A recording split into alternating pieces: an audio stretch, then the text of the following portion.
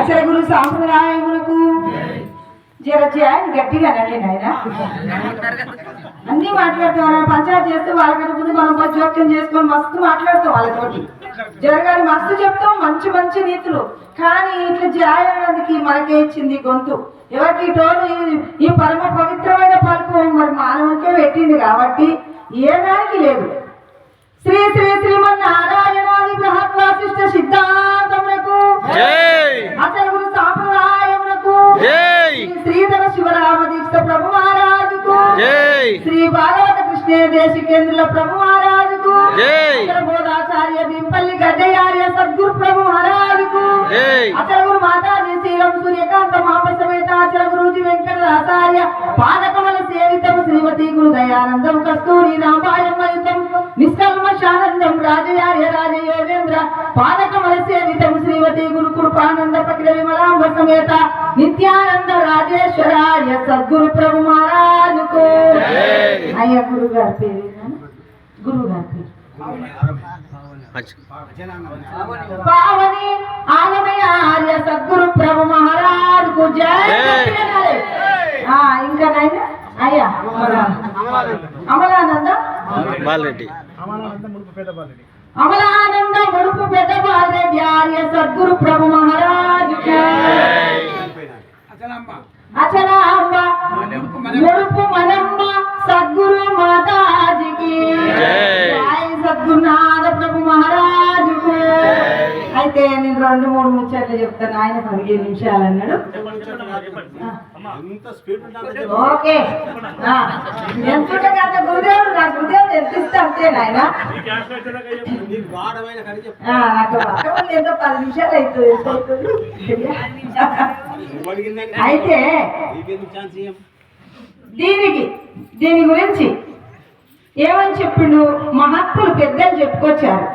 ఏమన్నారంటే గత భిన్నమైన గత జలంబులు పోవు నిన్ను బానుండరయ ఎండబోవు ముగురు పద్మం పైన ముఖ బింబములు పోవు తైలమరయగ దివ్య దివిటి పోవు అటువలే సామ్రాజ్యగాత్మయే పోవును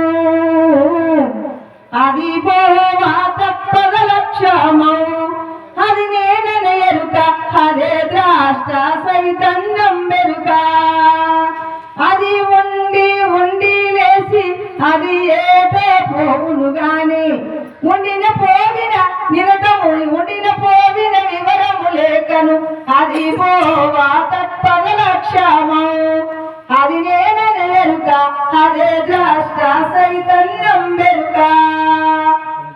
అయితే కుండ మంచి కుండ ఉంది. కుండ నిండా నీళ్లున్నాయి. కుండకు శిల్లు ఉంది. నీళ్ళు ఉంటాయా నాయన? అమ్మ ఉంటాయా నీళ్లు? కుండ లేకనే ఉంటుంది.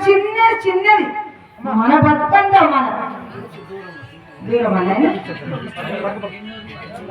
అయితే ఆ కుండ లాంటిదే సుమా మన దేహం.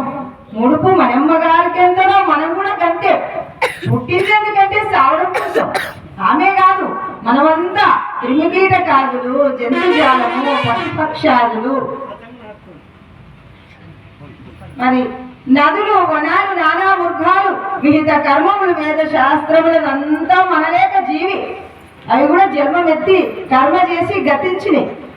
కాబట్టి ఆ నీళ్లు పోయిన తర్వాత మళ్ళీ నీళ్లు రావాలంటే సేనైనా రావు. అప్పుడు వచ్చినా ఉండవు, చిల్లింది దాన్ని. అందుకు మరి నిండు బాణుండయ్యా ఎండకు నిండు బాణం ఉన్నంతసేపే ఎండ. సాయంత్రం అయ్యి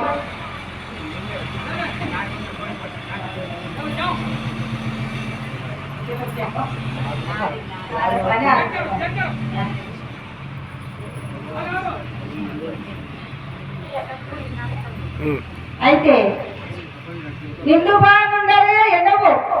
సూర్యుడు ఉన్నంతసేపే మనకు ఎండ కావాలన్నా ఏమైనా ఎండ పెట్టుకోవాలన్నా మనకు కూడా చలి పోవాలన్నా ఆ నిండు బాణుడు ఉన్నంతసేపే. పొద్దుకిన తర్వాత ఎండ కావాలి. అప్పుడు అవసరం వస్తుందా? రాడు సూర్య భగవానుడు. అందుకు ఏ సూర్యుడు? ఇంట్లో ఉన్నటువంటి సూర్యుడు, కోటి సూర్య ప్రకాశమైనటువంటి ఆ యొక్క ఆ పరమాత్మ ఉన్నంతసేపే ఈ జీవుడు పనిచేస్తాడు. అది తప్పకుండా అంటే ఆయన జీవుడు పనిచేయడు. అక్కడ ఏమంటారు? శవం అంటారు దాన్ని. ఇక్కడ జీవుడు ఏమంటారు? జీవుడు ఉండడు. ఏమొద్దులే అది మనకి ఇస్తే చాలు. అయితే ముగ్గురు భక్తుల పైన ముఖబింబం నువ్వు తేట నీళ్ళు కనపడితే మన వల్ల ముఖం మనం మంచిగా అద్దం లేక కనపడుతుంది. నీళ్ళ కొంచెం నీళ్ళు చెదిరాయంటే కనపడదు ముఖం. అందుకే ముగ్గురు పద్మం పైన అద్దం అనొచ్చు, నీళ్ళు అనొచ్చు. ముగ్గురు పద్మం పైన ముఖబింబము నువ్వు తైలం అనగా గది వెతి విటువు. తైలం అనగా నిండా మన ప్రమిదలో నిండా నూనె పోసి ఒత్తేసి జ్యోతి వెలిగిస్తే ఆ నూనె ఉన్నంతసేపే ఎలుగుతుంది. నూనె పోయినాక ఆరిపోయిందనో కొండెక్కిందనో ఏదో అంటాం మనం, ఏదో ఒక పేరు దానికి. అందుకు మనము కూడా ఆ యొక్క జ్యోతి ఆ పరమాత్ముడని ఆత్మ ఉన్నంతసేపే ఎలుగుతుంది. ఇలా ఆ ఎలుగు ఆ జ్యోతి అనేది పోగానే సాక్షాత్ పరమాత్మ జ్యోతి పోగానే ఇది శివం అని పేరు పెడతారు. ఆమెకే కాదు మనందరికీ ఉన్నది అదే. యావత్ ప్రపంచం అంతా సృష్టికే ఆదికి అంతము.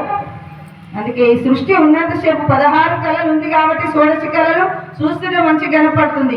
అది ఎప్పుడైతే తప్పుకుందో కథం అయిపోతుంది. మనం కూడా శివంగా మారుతాము, మనం కూడా ఉండి లేని వాళ్ళం కావాలంటే. అందుకు గురుడు శరణాగతుడగు శిష్యుడు కరుణామృత దృష్టి చేత కని మోనము మృదువాక్యంబులు ముప్పురిగొని పరమదయాలుండు గురుడు భక్త వినుమనేను సంశయం ఇంకా బాధింపాదనేను పరిపూర్ణమొకటి లేనెరు కానేదొకటుండు పరిపూర్ణమెరు కాల తిరిగి ఎరుకను మాను భక్త వినుమనేను సంశయం ఇంకా బాధింపాదనేను.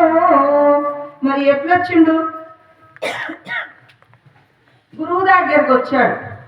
నాయన నాదేంది ఎన్ని జన్మలు ఎత్తాలి స్వామి, ఎంతమంది కడుపులు కాల్చాలి, ఎంతమంది తల్లుల నేను తల్లడిలో పెట్టాలి, ఎన్ని తనువులు ఎత్తినానో ఇంకా ఎన్ని జన్మలు ఎత్తాలి నాయన గురుదేవా అని సంశయం మీద వచ్చాడు గురువు దగ్గరికి శిష్యుడు. వస్తే గురువు గారు చెప్పిండు, బిడ్డ ఇక నీకు సంశయం వద్దురా, ఏమీ లేదు, పరిపూర్ణం ఒకటి బిడ్డ, లేని ఎరుక అనేది ఒకటి ఉంది, పరిపూర్ణం ఎరిగి ఈ ఎరుకని మాను. అట్లయితే ఇక నీకు జనన మరణం అనే వ్యాధి తగ్గిపోతుంది నాయన అని చెప్పాడనమాట. అందుకు ఈ అవకాశం ఇచ్చినటువంటి యొక్క మహాత్ములకు ద్వాదశి వందనాలు. ఇన్నటువంటి మీ అందరికీ ద్వాదశి వందనాలు నాయన. జై సద్గురునాథ ప్రభు మహారాజుకు.